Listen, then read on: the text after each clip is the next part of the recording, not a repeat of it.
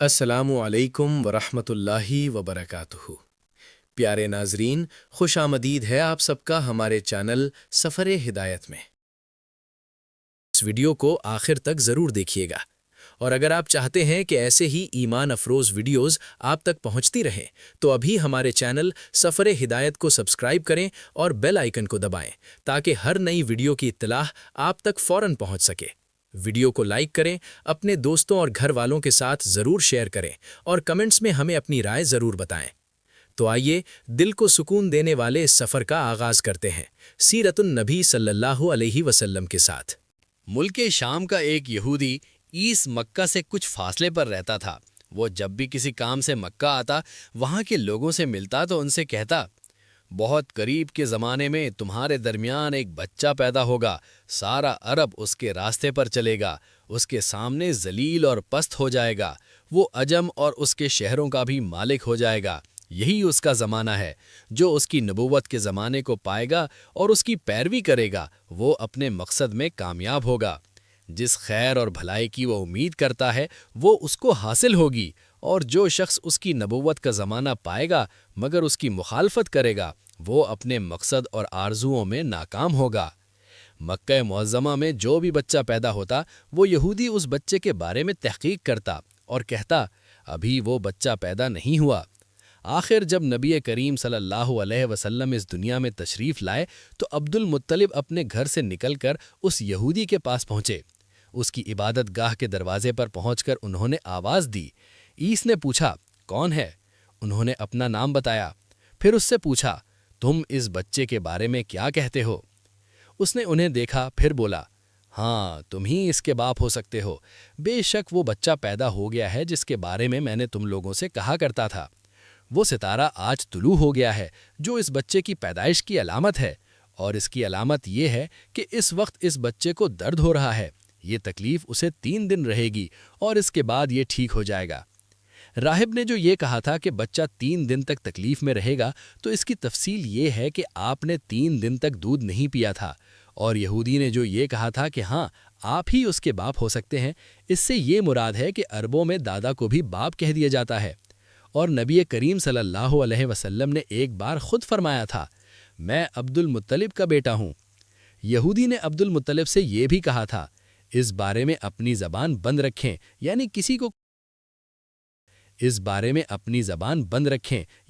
کو کچھ نہ بتائیں، ورنہ لوگ اس بچے سے زبردست حسد کریں گے، اتنا حسد کریں گے کہ آج تک کسی نے نہیں کیا، اور اس کی اس قدر سخت مخالفت ہوگی کہ دنیا میں کسی اور کی اتنی مخالفت نہیں ہوئی۔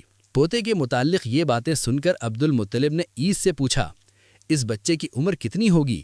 یہودی نے اس سوال کے جواب میں کہا، اگر اس بچے کی عمر طبی ہوئی تو بھی 70 سال تک نہیں ہوگی، بلکہ اس سے پہلے ہی 61 یا 63 سال کی عمر میں وفات ہو جائے گی، اور اس کی امت کی اوسط عمر بھی اتنی ہی ہوگی۔ اس کی پیدائش بت ٹوٹ کر گر جائیں گے۔ یہ ساری علامات اس یہودی نے گزشتہ انبیاء کی پیش گوئیوں سے معلوم کی تھیں، اور سب کی سب بالکل سچ ثابت ہوئیں۔ قریش کے کچھ لوگ عمر بن نفیل اور عبداللہ بن جہش وغیرہ ایک بت کے پاس جایا کرتے تھے۔ وہ اس رات بھی اس بت کے پاس گئے جس رات آپ صلی اللہ علیہ وسلم کی پیدائش ہوئی۔ انہوں نے دیکھا وہ بت اوندھے منہ گرا پڑا ہے۔ ان لوگوں کو یہ بات بری لگی، انہوں نے اس کو اٹھایا، سیدھا کیا، مگر وہ پھر گر گیا۔ انہوں نے پھر اس کو سیدھا کیا، وہ پھر الٹا ہو گیا۔ ان لوگوں کو بہت حیرت ہوئی، یہ بات بہت عجیب لگی۔ تب اس بت سے آواز نکلی، یہ ایک ایسے بچے کی پیدائش کی خبر ہے جس کے نور سے مشرق اور مغرب میں زمین کے تمام گوشے منور ہو گئے ہیں۔ بت سے نکلنے والی آواز نے انہیں اور زیادہ حیرت زدہ کر دیا۔ اس کے علاوہ ایک واقعہ یہ پیش آیا کہ ایران کے شہنشاہ کسریٰ نوشیروان کا محل ہلنے لگا اور اس میں شگاف پڑ گئے۔ نوشیروان کا یہ محل نہایت مضبوط تھا، بڑے بڑے پتھروں اور چونے سے تعمیر کیا گیا تھا۔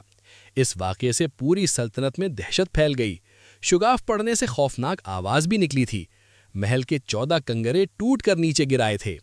آپ کی پیدائش پر ایک واقعہ یہ پیش آیا کہ پارس کے تمام آتش کدوں کی وہ آگ بجھ گئی جس کی وہ لوگ پوجا کرتے تھے اور اس کو بجھنے نہیں دیتے تھے، لیکن اس رات میں ایک ہی وقت میں تمام کے تمام آتش کدوں کی آگ آنن فانن بجھ گئی۔ آگ کے پوجنے والوں میں رونا پیٹنا مچ گیا۔ کسریٰ کو یہ تمام اطلاعات ملیں تو اس نے ایک کاہن کو بلایا۔ اس نے اپنے محل میں شگاف پڑنے اور آتش کدوں کی آگ بجھنے کے واقعات اسے سنا کر پوچھا، آخر ایسا کیوں ہو رہا ہے؟ وہ کاہن خود تو جواب نہ دے سکا، تاہم اس نے کہا، ان سوالوں کے جوابات میرا ماموں دے سکتا ہے، اس کا نام ستی ہے۔ نوشرواں نے کہا، ٹھیک ہے، تم جا کر ان سوالوں کے جوابات لاؤ۔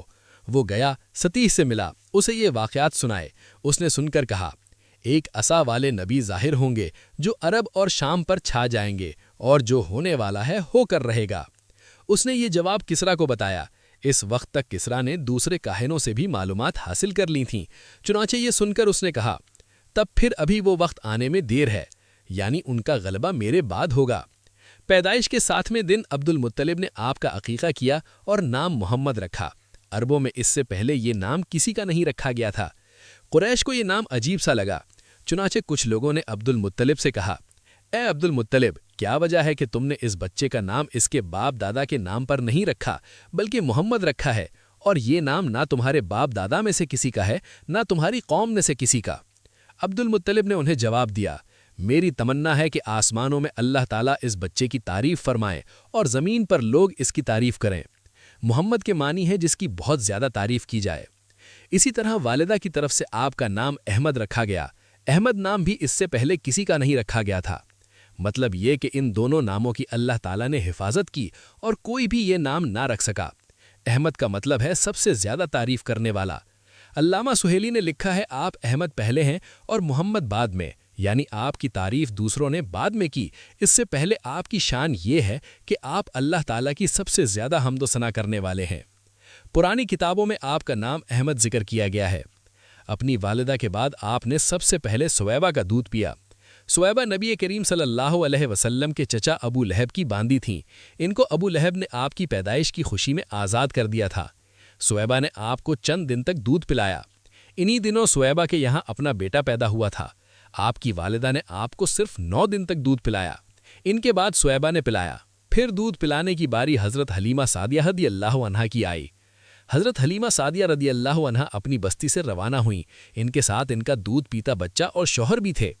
حضرت حلیمہ سعدیہ رضی اللہ عنہا دوسری عورتوں کے بعد مکہ میں داخل ہوئیں۔ ان کا خچر بہت کمزور اور مریل تھا۔